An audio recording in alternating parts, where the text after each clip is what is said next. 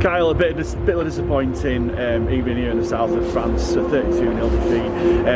Did you see that coming whatsoever at all? Or? Not necessarily. It's probably something that I'm aware of. That's probably something we're capable of, which is disappointing and needs to be solved. So yeah. Do you think Toulouse serves up a bit of a ugly lesson in the way that they took their chances today and the way not necessarily, because we're aware they're a good side. At the end of the day, we need to work harder to get into games and be comfortable in there rather than worry about taking chances. Yeah. You said that you came out here to win, and that the players need to back that up.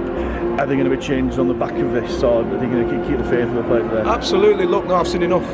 I've seen enough over the few months I've been here.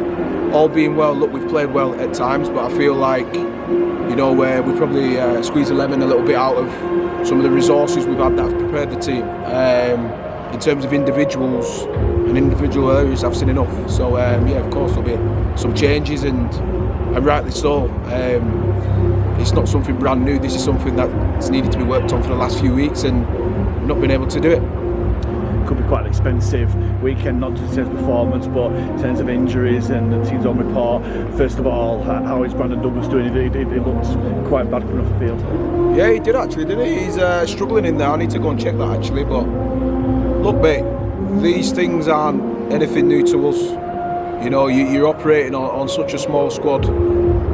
We're running a fine line, which is everybody's aware of. So look, we'll go and find out what's wrong with him and see how bad it is. And finally, one last word to the amazing travelling support that we had today. Did really disappoint that we couldn't back up that support with the performance today. What's your message to those guys who first of all came over, but also those watching at home for next weekend?